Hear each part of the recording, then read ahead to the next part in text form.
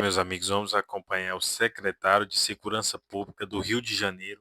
Aí vai para o debate aí com a Globo News e eles tentam militar e levam aí várias pauladas aí e verdades na cara deles sobre essa grande operação feita aí, eliminando criminosos perigosíssimos de todo o Brasil que estava lá concentrado no morro lá, né, no meio da comunidade, oprimindo e fazendo comando geral do Comando Vermelho em todo o país, aterrorizando o nosso país, que se diz aí que defende a soberania, mas infelizmente muitos dos nossos irmãos brasileiros não têm soberania de ir aonde quer, chegar a hora que quer, a hora que quiser, de ter liberdade dentro da sua própria casa.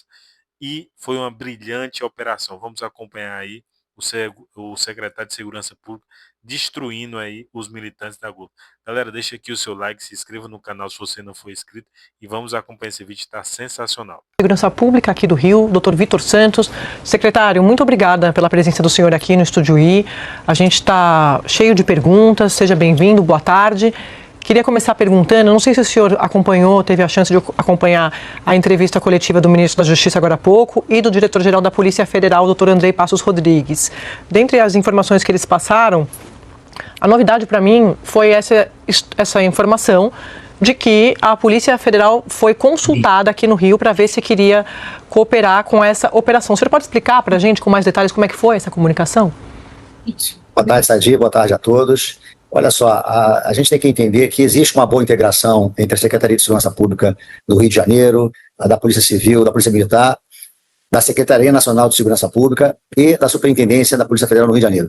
Existe essa integração, as inteligências se falam diariamente, trocando informações, compartilhando informações, e essa operação, a gente sempre comunicou isso à PF, por quê? Porque talvez houvessem alvos de interesse deles que estivessem dentro do complexo do Alemão e da Penha, como existe polícias, por exemplo, do Pará, de Manaus, né, da Bahia, de Minas Gerais. Então essa interlocução, ela sempre existe. Então a gente sempre comunica a essas forças para que, se elas querendo, possam participar da operação. No caso da PF do Rio de Janeiro, com certeza o Fábio Galvão, que é o superintendente, deve ter consultado ao doutor Andrei, e ele achou talvez não conveniente ou não interesse de participar.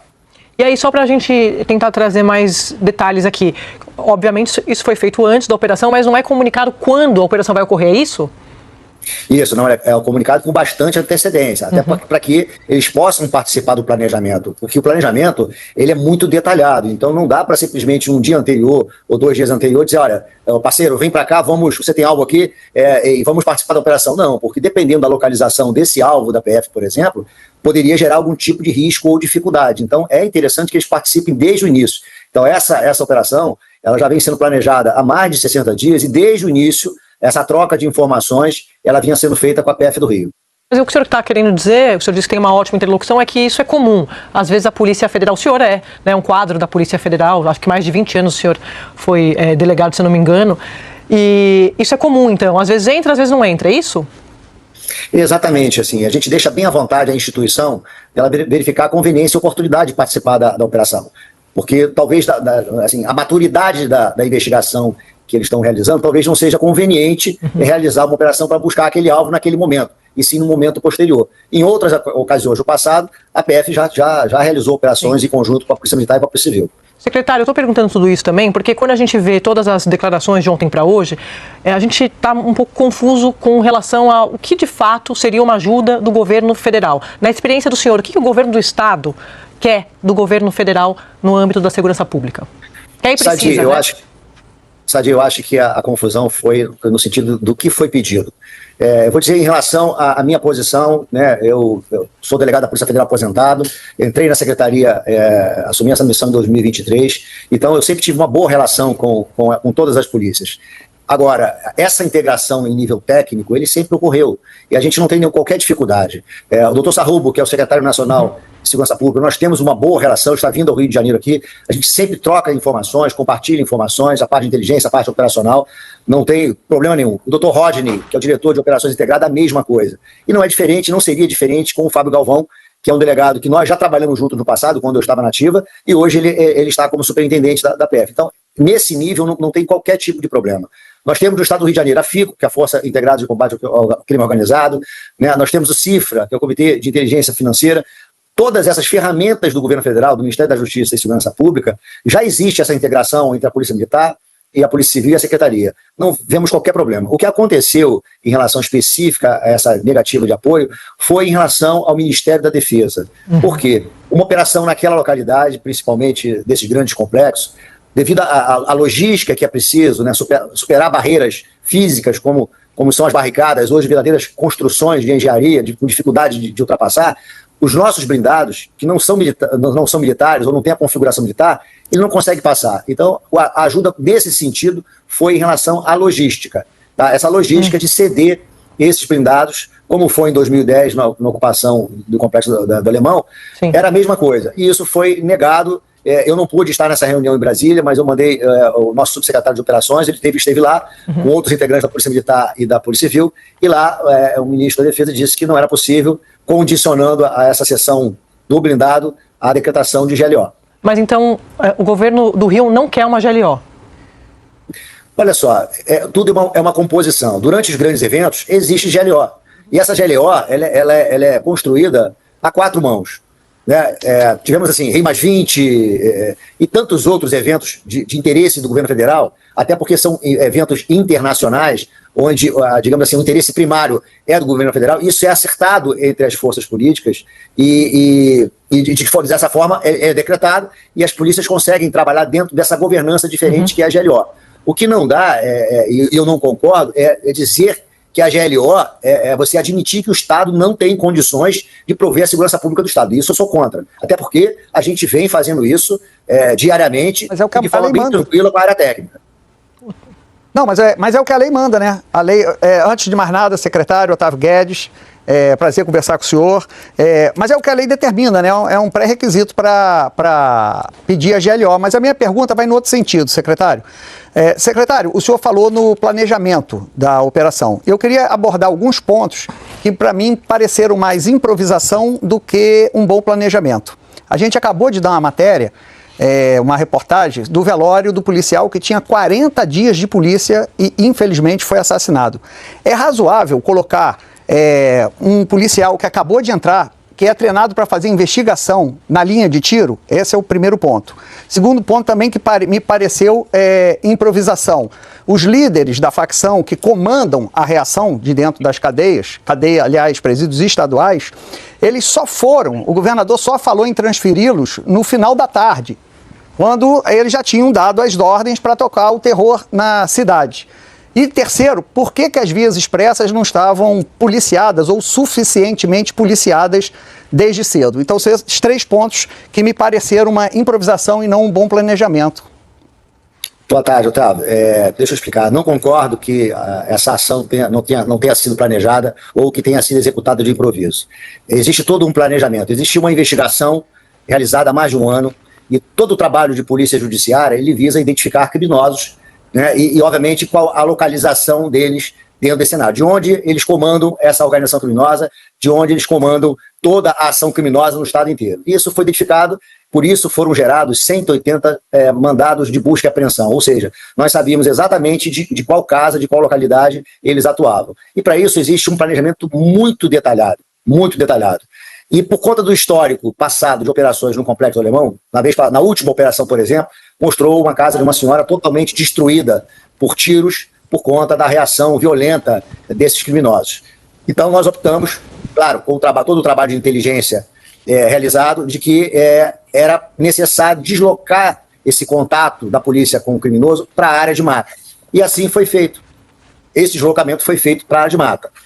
A questão do policial com 40 dias, bom, a gente faz uma opção de trabalhar na polícia e nós corremos esse risco de acontecer isso. Não digo que seja improviso colocar um policial com tão pouca experiência, tá, na linha de frente. Eu não sei exatamente onde foi o local que ele efetuou o tiro, só que esses criminosos utilizam uma arma de guerra. Um tiro à distância é capaz de atingir um policial sem ele precisar estar na linha de frente. Na linha de frente, dentro do planejamento, estavam as unidades de operações especiais, tanto da Polícia Militar quanto da Polícia Civil. Então, essa questão de ter que deslocar todo contato ou possível contato com criminosos da área edificada da comunidade para a área de mata era exatamente para preservar vidas. Esse confronto, esse resultado, ele é previsível, mas não é desejado. E por que não é desejado? Todo o trabalho da polícia é feito para preservar vidas, principalmente a vida do policial. Todo curso de planejamento operacional na polícia, o primeiro item é a segurança. Se nós não tivermos segurança, a operação não se executa. É claro que risco zero no ambiente daquele, a gente não vai ter nunca, até pelo histórico daquela localidade. E dentro do que a gente encontrou no cenário da agressão e da violência que os criminosos agiram, a gente, e falando em dano colateral, ele foi mínimo dentro daquilo que poderia ser um dano muito maior, tendo em vista a quantidade de pessoas que moram naquela localidade. São aproximadamente 9 milhões de metros quadrados de comunidade, uma verdadeira desordem. São prédios construídos de forma irregular. Então, até o patrulhamento e o caminhar das tropas naquela localidade fica difícil. Em relação à questão de por que não tomou conta das vias, as vias estavam policiadas. Mas a gente tem que entender uma realidade, Otávio, talvez muitos não conheçam o Rio de Janeiro como você conhece. Nós temos 1.900 comunidades no Rio de Janeiro, 813 só na capital. Então, a gente tem que entender que o percentual nacional de pessoas que moram em comunidade é de 8,1%. No Rio de Janeiro, são 22%. Ou seja, nós temos quase um quarto da população do Rio morando em favelas. E essas favelas, em sua grande maioria, muito próximas a essas principais vias. Então fica fácil algum criminoso sair da comunidade, jogar uma caçamba, tacar lixo e voltar para dentro da comunidade. E a polícia, por mais que esteja bem localizada, ela vai ter que se deslocar em algum momento, porque ela tem a visibilidade. O criminoso está vendo exatamente onde o policial está. Então ele taca fogo numa caçamba, a polícia se desloca até lá, chama reforço, o policiamento de moto foi incrementado, porque a gente já sabia que com o fechamento de algumas vias, o deslocamento das viaturas normais teria dificuldade. Então todo o policiamento do batalhão tático de motociclista e as motos disponíveis em todos os batalhões, todas elas focadas nessas principais vias. Via Amarela e Avenida Brasil. E essas ordens partem das lideranças que estão em presídios estaduais. Por que não houve um planejamento para você transferir? Começou a operação, transfere todo mundo para deixar incomunicável e não deixar a quadrilha perdida, sem ordem, sem acéfala, sem uma liderança. Porque eu só vi o governador falar nisso às 18 horas. Não, Otávio, olha só, dentro do planejamento tinha uma ação dentro da SEAP, e essa operação ocorreu. A partir das 5h30 da manhã, a secretária Rosa, ela atuou em Bangu 3, na B7, que é exatamente a galeria da liderança do Comando Vermelho. Então, essa liderança de dentro da cadeia ela foi neutralizada, porque houve uma operação nesse sentido. Agora, existem lideranças em várias localidades no Rio de Janeiro, e a tecnologia é acessível a todos. É fácil hoje um WhatsApp, um Zoom, essa liderança conseguir se falar. Na Rocinha, em São Gonçalo, Baixada Fluminense, zona oeste do Rio de Janeiro, zona sudoeste. Então, existem outras lideranças que, eventualmente, na incapacidade de um líder daquela comunidade específica não poder falar, eles assumem e conseguem, já está, digamos, entre aspas, no protocolo dessas organizações, que essa liderança assuma e determine esse tipo de ação, como é o fechamento das principais vias, causando transtorno à população, com vistas a inibir a ação policial. Secretário, boa tarde. Flávia Oliveira falando. A minha pergunta é sobre, o senhor mencionou um ano de investigações, 70 mandados de prisão emitidos pela Justiça do Rio, 30 pela Justiça do Pará e 180 mandados de busca e apreensão. Quantos desses mandados foram cumpridos e qual a situação do criminoso Doca, que teria sido o principal alvo dessa operação? Boa tarde, Flávia. Olha, eu não tenho esses dados ainda, porque isso está sendo contabilizado ainda. A consolidação desses dados, a gente só vai ter mais tarde, porque a quantidade de criminosos neutralizados ela é grande, precisam ser identificados, e isso tem um processo que, às vezes, ele não é muito rápido, né? A primeira fase do reconhecimento é a família pleitear o seu parente ir lá reconhecer. Se não for possível, seja porque, por conta do ferimento, passa a identificação da datiloscópica e assim sucessivamente, dependendo da dificuldade, você vai digamos assim, buscando uma alternativa mais complexa, como, por exemplo, um exame de DNA. Então, esse dado, confrontando os mandados de prisão com os mandados de busca e apreensão, hoje nós não temos agora, nesse momento, para te fornecer. O que eu posso afirmar, assim, os mandados de busca e apreensão, todos eles foram cumpridos. Agora, os mandados de prisão é que eu não consigo dizer para você agora quantos desses presos ou neutralizados fazem parte desses mandados. E o DOCA, essa outra pergunta da Flávia? O DOCA, nós não conseguimos pegar nesse primeiro momento porque é uma estratégia que eles fazem. Essa liderança, principalmente a liderança do DOCA, o que eles fazem? Ele bota os soldados como mais uma barreira para poder facilitar a sua prisão. Então a gente tem toda essa dificuldade. Por que a gente, no início, falou da necessidade dos blindados? O blindado, como a configuração militar, você consegue chegar com mais rapidez até o provável local onde o nosso alvo está. Como nós não temos, a distância para superar essas barreiras físicas, não só a barreira física, mas o fogo cerrado, a agressão dos criminosos, isso faz com que a gente leve um tempo maior. E com isso, dá uma maior chance dessas lideranças, que eles também já têm um protocolo de preservação dessas lideranças. Locais escondidos, a gente, por exemplo, não teve oportunidade de olhar túneis, porque não houve tempo suficiente por conta, e nem segurança para realizar por conta de tamanha agressão por parte dos criminosos. Os senhores, secretário, têm expectativa de alcançar o DOCA, e o senhor mencionou que 180 mandados de busca e apreensão, todos foram cumpridos. O que a Polícia do Rio espera encontrar nesse material apreendido? São o quê? Celulares, cadernos de anotações? Do que se trata esse material? Flávia, principalmente mídia, né? Hoje isso é muito importante. Você cruzar dados de informações financeiras, um dos alvos presos é exatamente o agente financeiro do DOCA. Para nós, é de grande valia essa prisão, porque isso favorece a investigação no sentido de buscar esses ativos criminosos. E todos esses criminosos, a gente, pelas imagens que nós temos das casas onde foram realizadas essas buscas, são casas com, digamos assim, com materiais de luxo, grandes televisores, rede de Wi-Fi com grande potência. Esses IPs utilizados nessa rede de Wi-Fi, tudo isso para a gente é elemento, porque a gente consegue saber exatamente que pessoas, por exemplo, se conectaram nessa rede de Wi-Fi. Isso são informações que favorecem bastante essa investigação, porque nesse momento a gente encontra mídias, encontra arquivos na nuvem. Essas informações são muito importantes para que a gente consiga ver essa rede de relacionamento dos criminosos e também a busca por essa, digamos assim, fluxo financeiro da organização criminosa. Secretário, o senhor falou em casa de luxo, mas existem casas muito mais luxuosas que abrigam os grandes traficantes que mandaram esses fuzis e que mandaram essa droga para o alemão.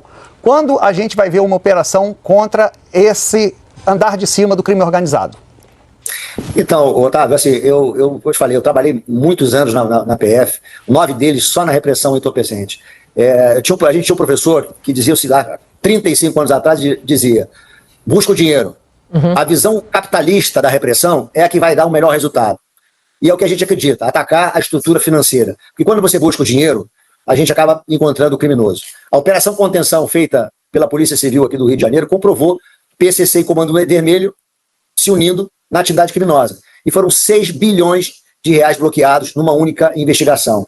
Isso mostra que o caminho é esse. E é esse caminho que vai levar a essas grandes fortunas ou a esses grandes traficantes ou contrabandistas de armas.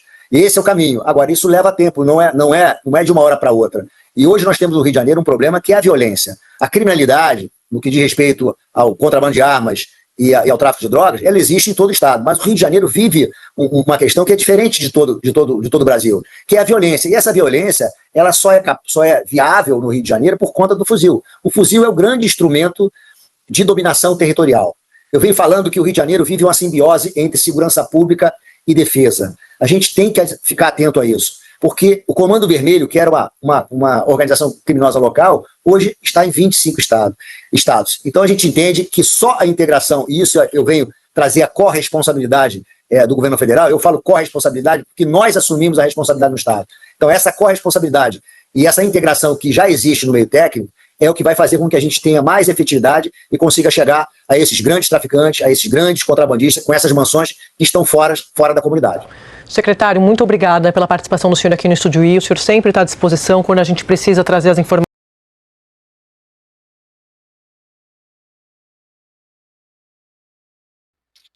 Meus amigos, acompanhamos aí a militância aí tentando aí emplacar uma narrativa.